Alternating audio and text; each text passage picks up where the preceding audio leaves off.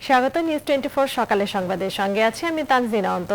দ্রুত তারকা বানিয়ে দেওয়ার প্রলোভন দেখিয়ে অনেক তরুণীকে সহজেই টিমে ভিড় করাতো টিকটক হৃদয়।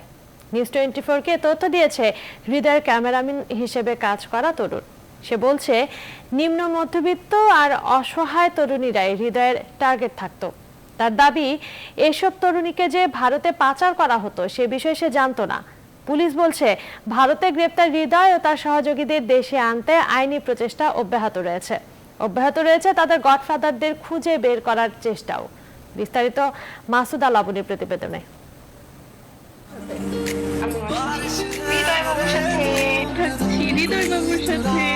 সাম্প্রতিক সময়ে ব্যাপক আলোচনায় টিকটক।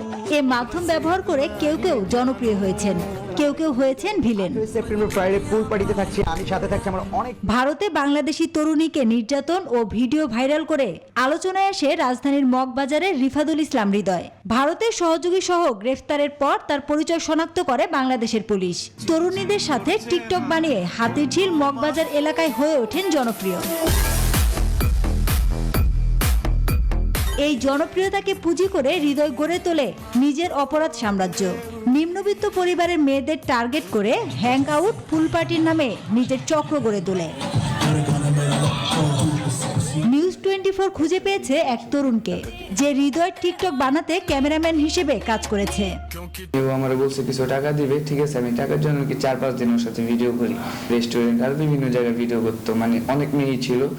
এই যুবক জানায় অনেক তরুণী জনপ্রিয় হতেই হৃদয়ের সাথে টিকটক বানাতো। তারা ভিডিও করতে আসে, টিকটক করতে জানা চায়, ঠিক আছে তারা তো এইটাই স্বপ্ন দেখে যে টিকটক করে টিকটক সেলিব্রিটি হব। দাবি করেন টাকার বিনিময়ে কাজ করত, নারী পাচারের বিষয় ছিল অজানা। আমি শুনছি বেশ কিছু মেয়ে নাকি ওর সাথে বাইরে যাওয়ার কথা ছিল, ঠিক আছে। আর হৃদয়বাবু যেগুলো করতো আমি জানতাম না। পুলিশ বলছে ভারতে গ্রেফতার হৃদয় ও তার সহযোগীদের দেশে আনতে চেষ্টা অব্যাহত রয়েছে। তারা উদ্দেশ্যমূলকভাবে কিছু কিছু মেয়েদেরকে বাছাই করে তাদেরকে উন্নত জীবনের স্বপ্ন দেখিয়ে তাদেরকে ঢাকার বাইরে, বিদেশে, ইন্ডিয়াতে বা অন্য জায়গায় উন্নত কাজের স্বপ্ন দেখিয়ে তাদেরকে বিদেশে পাচার করেছিল। সাতক্ষীরা ও যশোর সীমান্ত দিয়ে তরুণীদের ভারতে পাচার করা হতো, পরে বাধ্য করা হতো প্রতিতাবৃত্তিতে। আমরা নজরদারি রাখছি। মাসুদা লাবণী, নিউজ 24, ঢাকা।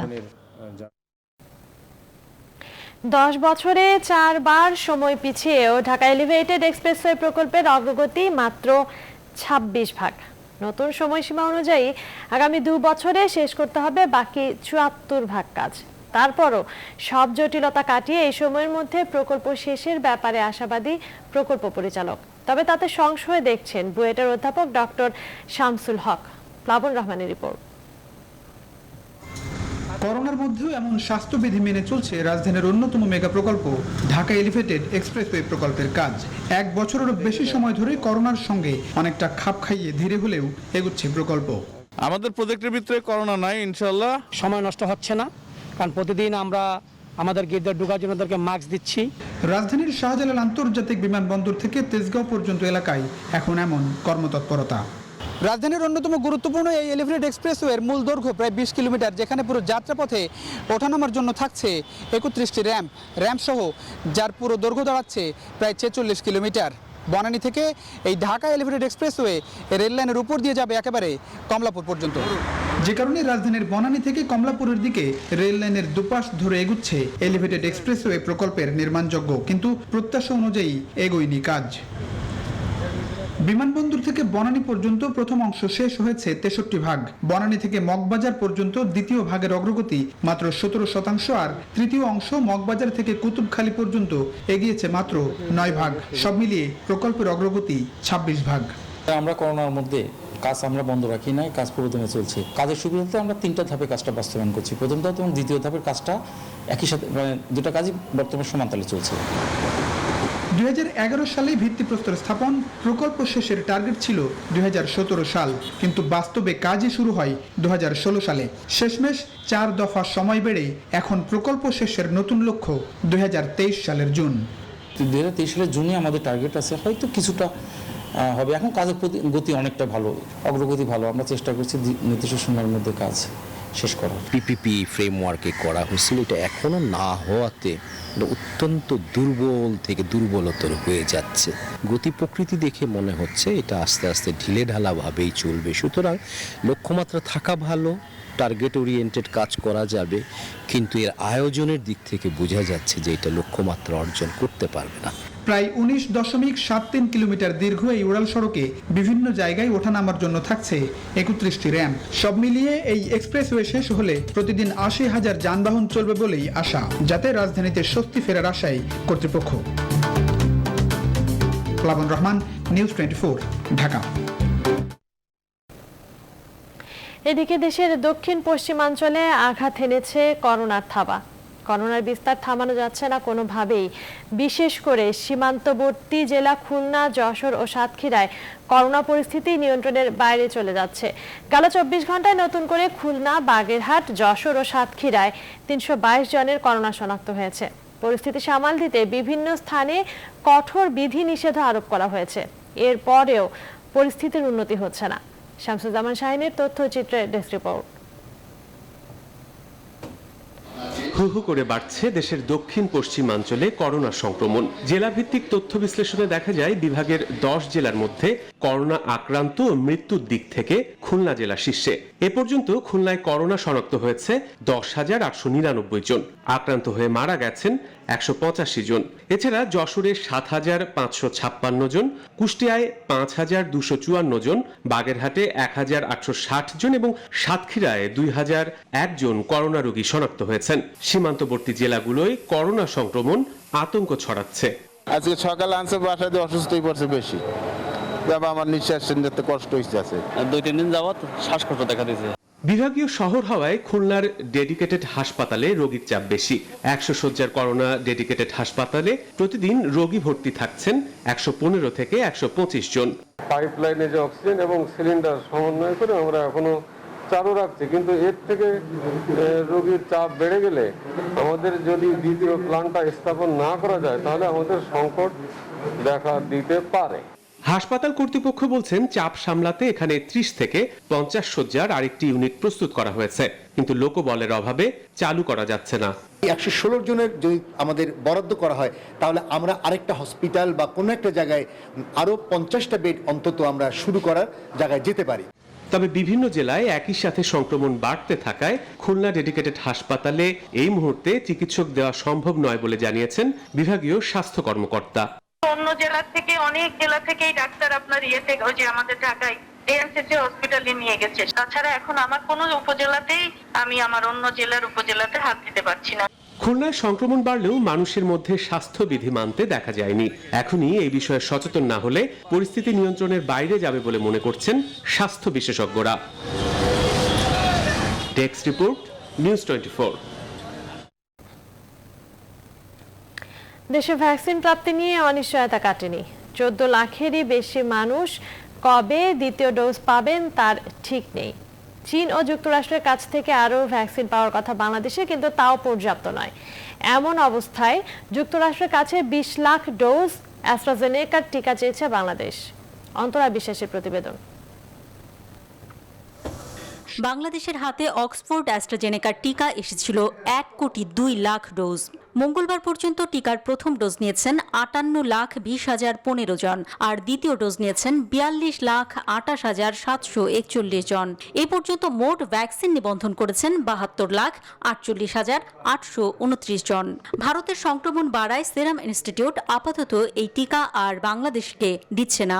অথচ বাংলাদেশে অ্যাস্ট্রাজেনেকার টিকা আছে আর মাত্র 1.5 লাখের মতো। প্রায় 14,40,000 মানুষের দ্বিতীয় ডোজের টিকা পাওয়া নিয়ে অনিশ্চয়তা কাটছে না। এছাড়াও 12 মে চীন অনুদান হিসেবে বাংলাদেশকে 5 লাখ সিনোফার্মের টিকা দেয়। বাংলাদেশকে চীনের উপহারের দ্বিতীয় ধাপে দেয়া আরও 6,13,000 জনের মধ্যে পাঠানোর জন্য প্রস্তুত বলে ঢাকায় চীনা দূতাবাসের পক্ষ থেকে জানানো হয়েছে। আমাদের লাগবে হচ্ছে 24 কোটি ডোজ, আর আপনারা আলাপ করতেছেন 1 লাখ, 5 লাখ, 10 লাখ ডোজ টিকা নিয়ে। এগুলো 3 থেকে 5 দিনের মধ্যে এই সমস্ত টিকা শেষ হয়ে যাবে দেওয়া শুরু করার। তো আমার কাছে বেসিক্যালি এই টিকাগুলো কি দেওয়া হলো আর কাকে দেওয়া হলো সেটা অনেক বেশি ইম্পর্টেন্ট হচ্ছে যে আদতে বাংলাদেশ তার যে রোডম্যাপ অনুযায়ী 23 থেকে 24 কোটি ডোজ 12 মাসে জোগাড় করা দরকার, সেটা করার পথে তার অগ্রগতি কতটুকু। কোভ্যাক্স থেকে বাংলাদেশ প্রাথমিকভাবে 1,620,000 ডোজ ফাইজার বায়োএনটেকের টিকা পেয়েছে। ফাইজার বায়োএনটেকের তৈরি আরও 1,600,000 ডোজ টিকা আগামী 13 জুন দেশে আসবে। যুক্তরাষ্ট্রের কাছ থেকে করোনার 70 লাখ টিকা পাবে বাংলাদেশ সহ দক্ষিণ ও দক্ষিণ পূর্ব এশিয়ার কয়েকটি দেশ। আর রাশিয়ার সঙ্গে চুক্তি চূড়ান্ত পর্যায়ে। ফাইজারের টিকাটি যেহেতু তাপমাত্রার সাথে সংশ্লিষ্ট এবং স্টোরেজের একটা ব্যাপার আছে, সেই জন্য ফাইজারের টিকা প্রথম থেকেই এটা ডিসিশন যে ঢাকা শহরে দেওয়া হবে। এবং যেটা সিনোফার্মার যে টিকা, সেখানেও আমাদের সাধারণ মানুষকেই দেওয়া হবে যারা অলরেডি রেজিস্টার করা আছে তারা। চুক্তি অনুযায়ী সেরাম ইনস্টিটিউট থেকে 3 কোটি ডোজ টিকা পাওয়ার কথা বাংলাদেশের। অন্তরা বিশ্বাস, নিউজ 24, ঢাকা। কুষ্টিয়ায় ভোর থেকে বসে মানুষের হাট। শ্রম বিক্রি করার আশায় শহরের 6 রাস্তার মোড়ে ভিড় করেন নিম্ন আয়ের মানুষ। বিস্তারিত জানাতে কুষ্টিয়া থেকে যুক্ত হচ্ছেন সহকর্মী জাহিদুজ্জামান। জাহিদ, করোনার এই সময়ে কেমন আছেন শ্রমজীবী এই মানুষ, আর কি বলছেন তারা?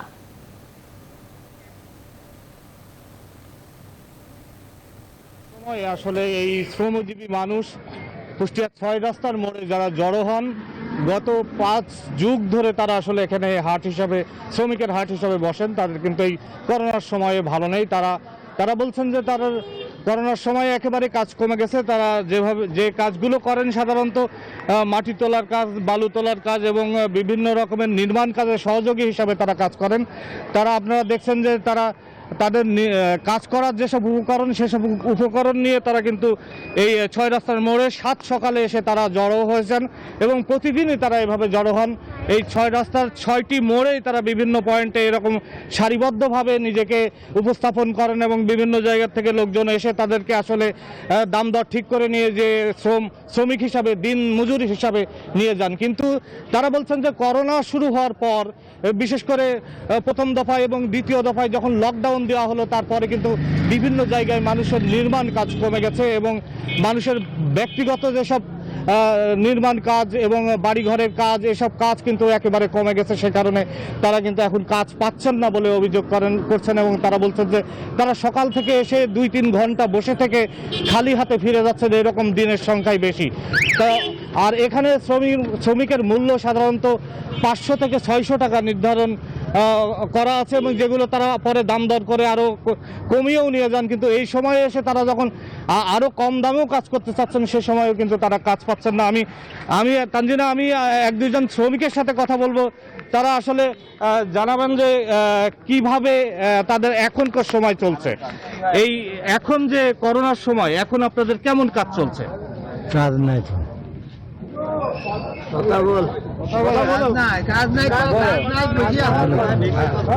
এখন কাজ নেই, আমরা বসে আছি। আমরা 2 দিন 3 দিন, একদিন কাজ হয় 300 টাকা, 350 টাকা, এইভাবে কাজ করছে। কাজটা নেই কেন? আপনারা কি কি ধরনের কাজ করেন? আমরা বালি, মাটি, বিল্ডিং এ কোনো কিছু তোলা, এইসব কাজ। গ্যাস কাটা এই করোনার কারণে নাই। কিন্তু আমরা বিভিন্ন সময় দেখি যে বিভিন্ন জায়গায় কৃষি শ্রমিকের সংকট আছে এবং মানুষজন বলেন যে এখানকার শ্রমিকরা সেখানে যেহেতু কাজ করতে পারেন, তা আপনারা কি ওই কাজগুলো পারেন না? না, আমরা ওই কাজ করি না। আমরা এইগুন বিল্ডিং এ কোনো কাজ বাইলে আমরা তুলে, ইট তুলে, পাথর তুলে, খোয়া তুলে, মাটি, ব্যাস কাটা, তানজিনা, যেমন শুনছিলেন যে আসলে এখানকার শ্রমিকরা সাধারণত যে ধরনের কাজ করেন এগুলো শহর নির্ভর। এই শহরের এই কাজগুলো করোনার কারণে কিন্তু কমে গেছে। আমি আপনাকে আজকের করোনার আপডেটটা দিয়ে শেষ করব। কুষ্টিয়ায় গত 24 ঘন্টায় 67 জন নতুন করোনা রোগী শনাক্ত হয়েছেন এবং দ্বিতীয় ঢেউয়ে এটি একদিনে সর্বোচ্চ সংখ্যক আক্রান্তের সংখ্যা। আমি চলে যাচ্ছি স্টুডিওতে। তানজিনা। ধন্যবাদ জাহিদ। দর্শক, কুষ্টিয়ায় রাস্তায় ভিড় করা শ্রমজীবী মানুষদের কথা জানাচ্ছিলেন সহকর্মী জাহিদুজ্জামান। একটা বিরতি নিচ্ছি, সঙ্গে থাকুন। আবারও স্বাগত, দেখছেন নিউজ 24। সীমান্তবর্তী জেলাগুলোর কারণে করোনা পরিস্থিতির কারণে অনিশ্চয়তায় পড়েছে রাজশাহী বিশ্ববিদ্যালয়ে শুরু হতে যাওয়া স্থগিত পরীক্ষা। আগামী 20 জুন থেকে শিক্ষার্থীদের উপস্থিতিতে পরীক্ষা হওয়ার কথা আছে, যদিও পরীক্ষা পেছানোর ইঙ্গিত দিয়ে বিষয়টি নতুন করে ভাবার কথা জানালেন ভারপ্রাপ্ত উপাচার্য। রাজশাহী থেকে কাজী শাহেদের প্রতিবেদন। বিশ্ববিদ্যালয় খোলার দাবি নিয়ে অনেক দিন থেকে আন্দোলনে শিক্ষার্থীরা। সেশন জট কমানো আর স্থগিত হওয়া পরীক্ষাগুলো শেষ করতে চায় বিশ্ববিদ্যালয় প্রশাসন, কিন্তু নতুন বাধা 3 জেলার করোনার ঊর্ধ্বমুখী প্রবণতা। তাই নতুন করে ভাবতে হচ্ছে পরীক্ষা নিয়ে। শিক্ষকরা বলছেন দীর্ঘ বিরতির কারণে ক্ষতিগ্রস্ত হচ্ছেন শিক্ষার্থীরা। পরীক্ষার দিনক্ষণ ঘোষণা আশাব্যঞ্জক। বর্তমান করোনা পরিস্থিতির কারণে শিক্ষার্থীদের স্বাস্থ্য ঝুঁকির বিষয়টিও ভাবতে হবে। সীমান্তবর্তী এলাকা আমরা বসবাস করি, বিশেষ করে রাজশাহী, নওগাঁ, চাঁপাইনবাবগঞ্জ, সাতক্ষীরা, খুলনা, যশোর, এই এলাকায় প্রচুর ছাত্রছাত্রী আমাদের আছে যারা পরীক্ষায় অংশগ্রহণ করবে। সেই এলাকায় এই মুহূর্তে যে কোভিড পরিস্থিতি, সেটা কিন্তু আমাদের বিবেচনা করতে হবে। 4th ইয়ারের গ্রাজুয়েশন এবং MBA এর গ্রাজুয়েশনটা আটকে আছে যাদের, তারা ভীষণ ঝুঁকির মধ্যে পড়েছে। সুতরাং সেটিকে আমাদের কন্টিনিউ করাটা এখানে খুবই যৌক্তিক। পরীক্ষা দ্রুত সময়ে শেষ করতে চাইলেও উদ্বেগে আছেন শিক্ষার্থীরা। বলছেন দীর্ঘ সময় পরীক্ষা না হওয়ায় সমস্যায় পড়েছেন তারা। বর্তমান অবস্থায় মেসে থেকে পরীক্ষা দেওয়াও কঠিন। এছাড়া দীর্ঘ সময়ের হল ভাড়া সহ অন্যান্য ফি মওকুফ চান। এমন অবস্থায় যদি খারাপ হতে থাকে তাহলে আমাদের মেসে থেকে পরীক্ষা দেওয়া আমাদের জন্য একটু কঠিনই হয়ে যাচ্ছে। এটা কন্ট্রোলের মধ্যে থাকবে না, তখন এক্সামটা আমাদের পিছিয়ে দেওয়াই বেটার মনে হবে। ভারপ্রাপ্ত উপাচার্য বলছেন পরীক্ষার দিনক্ষণ ঘোষণা করা হয়েছে, তবে সীমান্তবর্তী জেলাগুলোর বর্তমান অবস্থা বিবেচনায় তারাও এ নিয়ে ভাবছেন। যদি পরিস্থিতি অনুকূলে না থাকে, পরিস্থিতি যদি আরো খারাপ করে, তাহলে হয়তোবা আমরা ডেটটা পিছিয়ে দিতে পারি। রাজশাহী বিশ্ববিদ্যালয়ের বিভিন্ন বর্ষের 2019 সালের স্থগিত পরীক্ষা আগামী 20 জুন থেকে, পাশাপাশি 2020 সালের আটকে থাকা পরীক্ষাগুলো শুরু হওয়ার কথা আগামী 4 জুলাই। শিক্ষার্থীদের সশরীরে উপস্থিত হয়ে পরীক্ষা দেওয়ার সিদ্ধান্ত হয়েছে। কাজী শাহেদ, নিউজ 24, রাজশাহী। বজ্রপাতের নতুন দুর্যোগের কবলে পড়েছে দেশ। চলতি বছর এখন পর্যন্ত বজ্রপাতে প্রাণ হারিয়েছেন 212 জন। একে উদ্বেগজনক মন্তব্য করে বিশ্লেষকরা বলছেন জলবায়ু পরিবর্তনে নানা অভিঘাত পড়ছে সর্বত্র। গাছগাছালির উজাড় হওয়ার কারণে যা আরও বিপদ ডেকে আনছে। তাদের পরামর্শ, ফসলি মাঠ, হাওর আর জনসমাগম স্থল এলাকায় সরকারি উদ্যোগে বসানো উচিত বজ্র নিরোধক যন্ত্র। আরেফিন শাকিল জানাচ্ছেন বিস্তারিত। গেল 1 দশক ধরে দেশে বজ্রপাতে মারা যাওয়ার সংখ্যা হুহু করে বাড়ছে। মূলত এপ্রিল, মে, জুন এই 3 মাসে দেশে বজ্রপাতের পরিমাণ বাড়ে কয়েক গুণ। ডিজাস্টার ফোরামের হিসাব বলছে চলতি বছরের এপ্রিল মাসে বজ্রপাতে মারা যান 7 জন, মে মাসে সেই সংখ্যা দাঁড়ায় 120, আর জুনের প্রথম 1 সপ্তাহে মারা গেছে 85 জন। সব মিলিয়ে 2 মাস 7 দিনে মারা যান 212 জন। আর 2010 সাল থেকে 2020 সাল অবধি বজ্রপাতে মারা গেছেন 2911 জন মানুষ। বজ্রপাত বাড়ার পেছনে তাপমাত্রা, বাতাসে সীসার পরিমাণ বৃদ্ধি, জনজীবনে ধাতব পদার্থের ব্যবহার বেড়ে যাওয়া, বনভূমি বা গ্রামাঞ্চলে উঁচু গাছের সংখ্যা কমে যাওয়াকে দায়ী করছেন বিশেষজ্ঞরা। ধানের ক্ষেত্রে যেটা হয় যে পুরো ধানের ক্ষেত্রে সমান, তার মধ্যে মানুষটাই সবচেয়ে উঁচু। অনেক সময় গাছে আক্রমণ করে, কাছে গাছ থাকে, গাছের নেই মানুষ থাকলে হাইয়েস্ট পয়েন্ট অফ দ্য সিস্টেমে আক্রমণটা হয়, কারণ বিদ্যুৎটা এসে সবচেয়ে উঁচু জায়গায় সবচেয়ে আগে আঘাত করে। বজ্রপাতে মারা যাওয়া একজনের সঙ্গে আশপাশের অন্তত 10 জন মারাত্মকভাবে আহত হন। সুনামগঞ্জ, সিলেট, কিশোরগঞ্জ ও গাইবান্ধা অঞ্চলে বজ্রপাতে বেশি মানুষ মারা যাওয়ার কথা বলছে ডিজাস্টার ফোরাম। গাছ কাটা বন্ধ করতে হবে, বড় গাছ কাটা যাবে না, তাল গাছ কাটা যাবে না। লাইটনিং অ্যারেস্টার লাগায়, আর্থিংয়ের ব্যবস্থা করি, কিন্তু তাল গাছ ছাড়াও খেজুর গাছ তার আগে বড় হয়। বাবলা গাছ আছে, বাবলা গাছ দ্রুত বাড়তে পারে। বিজ্ঞানের ক্ষমতায়ন বাড়ানো আর তার সাথে কিছু কিছু প্র্যাকটিক্যাল সুবিধা নেওয়া, কোথায় সবচেয়ে উঁচু জায়গাটা এটা খেয়াল করা যখন রাস্তাঘাটে চলা, যাতে আমরা সেই বিপদ থেকে বাঁচতে। বজ্রপাতে আগাম বার্তা এখন 1 নম্বর ও 2 নম্বর সতর্কতা সংকেতের মাধ্যমে দেওয়া হচ্ছে বলে জানিয়েছে আবহাওয়া অফিস। প্রতি 6 ঘন্টা পর পর করে আমরা 1 নম্বর পূর্বাভাস দেওয়া হয় এবং 2 নম্বর পূর্বাভাস দেওয়া হয়। আরেফিন শাকিল, নিউজ 24, ঢাকা। মহাখালীর 7তলা বস্তিতে আগুন লাগার কারণে ক্ষতিগ্রস্তদের স্থায়ী আবাসনের ব্যবস্থা নিতে সরকারের প্রতি আহ্বান জানালেন বিএনপি মহাসচিব মির্জা ফখরুল ইসলাম আলমগীর। মঙ্গলবার সকালে 7তলা বস্তি পরিদর্শন শেষে এই আহ্বান জানান তিনি। একই দিনে সকালে এই বস্তির বাসিন্দাদের সহযোগিতা করতে গিয়ে ঢাকা উত্তর সিটি কর্পোরেশনের মেয়র আতিকুল ইসলাম জানান, বস্তিবাসীর সহায়তায় প্রয়োজনীয় সব ব্যবস্থা নেওয়া হয়েছে। বিস্তারিত জানাচ্ছেন ফাতেমা কাউসার। গত সোমবার রাতে মহাখালীর সাততলা বস্তিতে লাগা আগুন নিঃস্ব করে দেয় হাজারো পরিবারকে। শুরুতে 8টি ইউনিট, তারপর একে একে 18 ইউনিট টানা 2.5 ঘন্টার বেশি সময় নিয়ে পরিস্থিতি নিয়ন্ত্রণে আনা হয়। মঙ্গলবার মহাখালীর সাততলা বস্তি পরিদর্শনে যান বিএনপি মহাসচিব মির্জা ফখরুল ইসলাম আলমগীর। পরিদর্শন শেষে আগুন লাগার কারণে ক্ষতিগ্রস্তদের স্থায়ী আবাসনের ব্যবস্থা করার জন্য সরকারের প্রতি আহ্বান জানান তিনি। এই ছিন্নমূল মানুষগুলোর বাসস্থানের জন্য আজ পর্যন্ত কেউই কোনো সেই রকম ইফেক্টিভ কার্যকরী ব্যবস্থা গ্রহণ করেনি। মানে এখানে আপনার শুধুমাত্র উচ্চ শ্রেণীর লোকেরাই ভোগ করবে রাষ্ট্রের সবকিছু, এই নিম্ন শ্রেণীর গরিব মানুষের কিছু পাবে না, এটাই ব্যবস্থা। এই ব্যবস্থাটাকে পাল্টে দিতে হবে, একটা গণতান্ত্রিক ব্যবস্থা চালু করতে হবে। একই দিন সাততলা বস্তিতে ক্ষতিগ্রস্ত প্রত্যেক পরিবারের হাতে নগদ 5,000 করে টাকার পাশাপাশি শুকনো খাবার তুলে দেন ঢাকা উত্তর সিটি কর্পোরেশনের মেয়র আতিকুল ইসলাম। এ সময় তিনি বলেন, উচ্ছেদ নয়, পুনর্বাসনের লক্ষ্যে প্রধানমন্ত্রীর দিক নির্দেশনা মোতাবেক কাজ করা হচ্ছে। এই বস্তিবাসীকে ছিন্নমূলকে একটা স্থায়ী সমাধান দেওয়া যায়, সেরও একটি রূপ কিন্তু মাননীয় প্রধানমন্ত্রী দিয়েছেন আমাদেরকে। এটি নিয়ে আমরা কাজ শুরু করেছি অলরেডি। আমাদের সিটি কর্পোরেশনের বিভিন্ন বস্তিতে যে বস্তিবাসীরা থাকে তাদেরকে 2023 সালে অগাস্ট মাসে আমরা 840 জন যারা বস্তিতে থাকে তাদেরকে আমরা ঘর করে দিচ্ছি মিরপুরে। সাততলা বস্তিতে প্রায় 4 থেকে 4,500 ঘর ছিল। বেশিরভাগ স্থাপনাই এখন এক ধ্বংসস্তূপে পরিণত হয়েছে। এর আগেও 4 বার অগ্নিকাণ্ডের ঘটনা ঘটে মহাখালীর সাততলা এই বস্তিতে। ফাতেমা কাউসার, নিউজ 24, ঢাকা। নিচ্ছি আরো একটা বিরতি, সঙ্গেই থাকুন। আবারও স্বাগত, দেখছেন নিউজ 24। হবিগঞ্জের মা ও শিশু কল্যাণ কেন্দ্রে ঝুঁকি নিয়ে চলছে চিকিৎসা কার্যক্রম।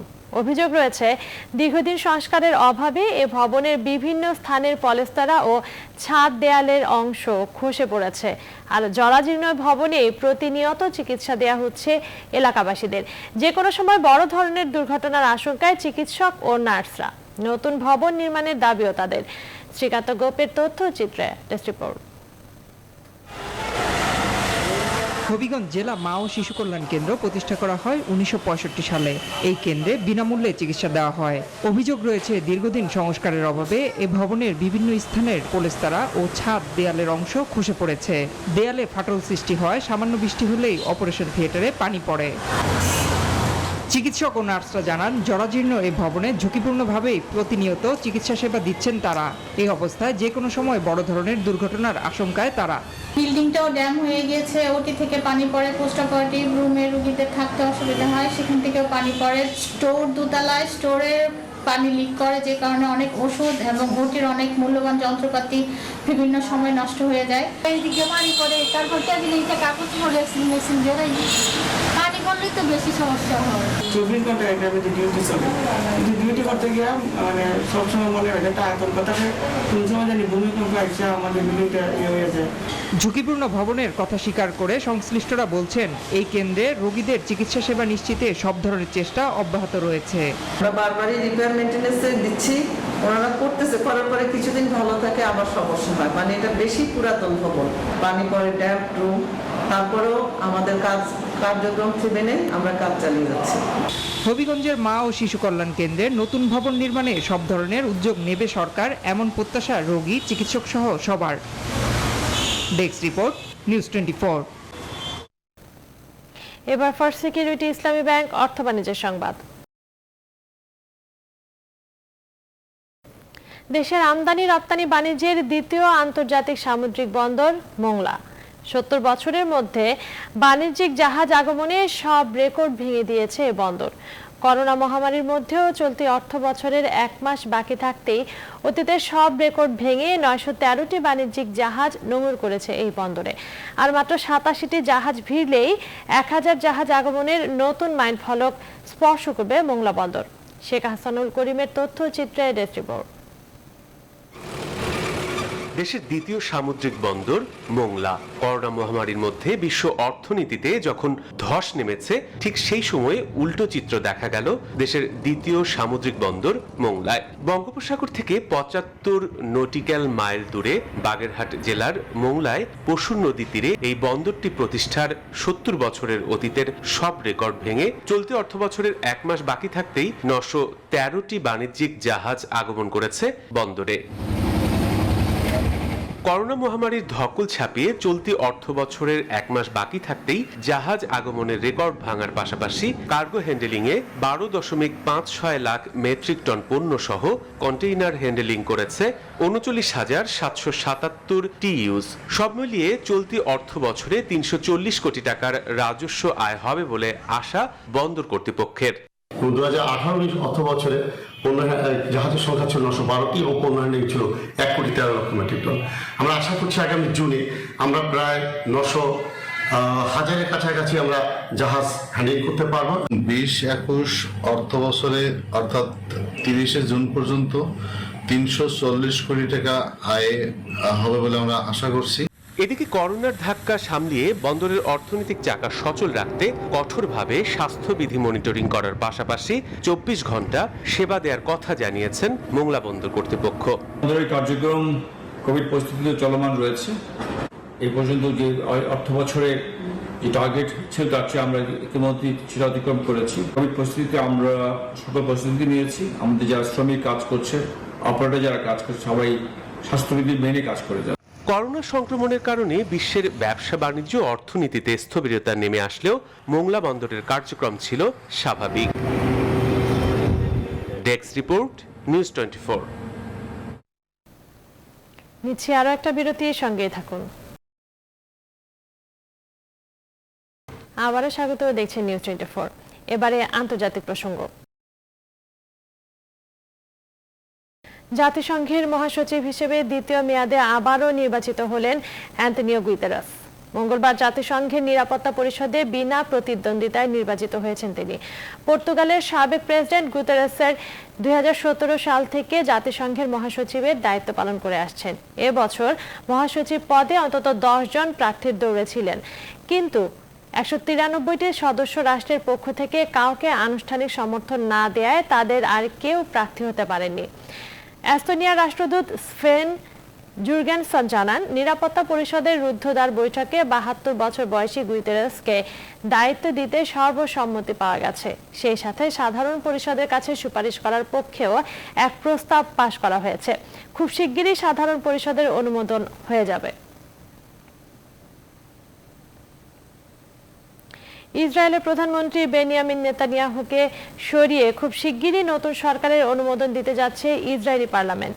আগামী ১৩ জুন রোববার এ বিষয়ে ভোটাভুটি হবে বলে জানিয়েছেন স্পিকার ইয়ারিভ লেভিন। ইসরায়েলের সম্ভাব্য পরবর্তী প্রধানমন্ত্রী নাফতালি বেনেত রোববার নেতানিয়াহুকে ক্ষমতা ছাড়ার আহ্বান জানিয়েছেন। সেই সাথে নতুন জোট সরকারকে ক্ষতিগ্রস্ত না করারও আহ্বান জানিয়েছেন জাতীয়তাবাদী এই রাজনৈতিক। দেশটির ১২০ আসনের পার্লামেন্টে ডানপন্থী, বামপন্থী, মধ্যপন্থী এবং আরব দলগুলোকে নিয়ে তৈরি নতুন জোটই এখন সংখ্যাগরিষ্ঠ। ১৩ জন ভোটের মাধ্যমে নতুন সরকার পার্লামেন্টে স্বীকৃতি পেয়ে গেলে সেদিনই শপথ গ্রহণ অনুষ্ঠিত হবে। নতুন প্রধানমন্ত্রী হবেন নাফতালি বেনেত।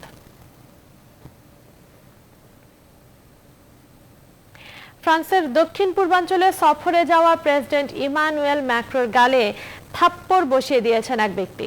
সামাজিক মাধ্যমে ছড়িয়ে পড়া এক ভিডিওতে দেখা গেছে, ভ্যালেন্স শহরের বাইরে তেইন এল হার্মিটাজে ভ্রমণে যাওয়ার পর ম্যাক্রো একটি ব্যারিকেডের পাশ দিয়ে হেঁটে যাবার সময় এক সমর্থক তাকে হাত বাড়িয়ে স্পর্শ করার কয়েক সেকেন্ডের মধ্যে চড় বসিয়ে দেন।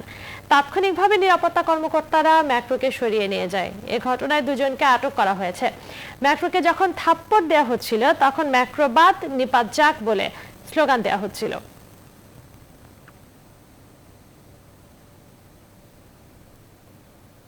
কানাডার অন্টারিও প্রদেশে এক মুসলিম পরিবারের ওপর ট্রাক উঠিয়ে দিয়ে ৪ জনকে হত্যা করেছেন এক চালক। দেশটির পুলিশ একে পূর্ব পরিকল্পিত হত্যাকাণ্ড বলে জানিয়েছে। রাস্তা পার হওয়া মুসলিম পরিবারটি সড়কের পাশেই অপেক্ষা করছিলেন। এই সময় গাড়িটি তাদের উপর চালিয়ে দেওয়া হয়। এতে পরিবারটির 4 জন নিহত হন। হামলা থেকে বেঁচে যাওয়া পরিবারটির একমাত্র সদস্য 9 বছরের এক কিশোর গুরুতর আহত হয়েছে।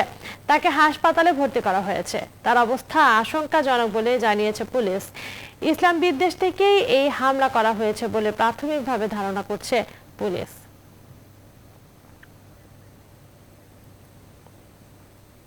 আবারও খেলার খবর। আইসিসি প্লেয়ার অব দ্য মান্থের মে মাসের পারফরমেন্স অনুযায়ী এই খেতাবের জন্য মনোনয়ন পেয়েছেন বাংলাদেশের উইকেট রক্ষক ব্যাটসম্যান মুশফিকুর রহিম। বিশ্ব ক্রিকেটের নিয়ন্ত্রক সংস্থা আইসিসি গত জানুয়ারি মাস থেকে চালু করেছে এই প্লেয়ার অব দ্য মান্থ ঘোষণা দেওয়ার নতুন রীতি। শ্রীলঙ্কার বিপক্ষে 3 ম্যাচের ওয়ানডে সিরিজে ব্যাট হাতে বাংলাদেশের সেরা ব্যাটসম্যান ছিলেন মুশফিকুর রহিম। প্রথম ম্যাচে 84 রানের পর দ্বিতীয় ওয়ানডেতে 125 রান করেন মুশফিক, আর তৃতীয় ওয়ানডেতে 28 রানে আউট হন। তবে সব মিলিয়ে 237 রান নিয়ে সিরিজের সেরা ব্যাটসম্যান ছিলেন তিনি। মে মাসে আইসিসির সেরা ক্রিকেটার হওয়ার দৌড়ে মুশফিকের সঙ্গে লড়াইয়ে আছেন আরও 2 জন। তাদের দুজনই বোলার, একজন পাকিস্তানের পেস বোলার হাসান আলী, অন্যজন শ্রীলঙ্কার প্রবীণ জয়বিক্রমা। এই ছিল এখনকার মতো। সাথে থাকার জন্য ধন্যবাদ।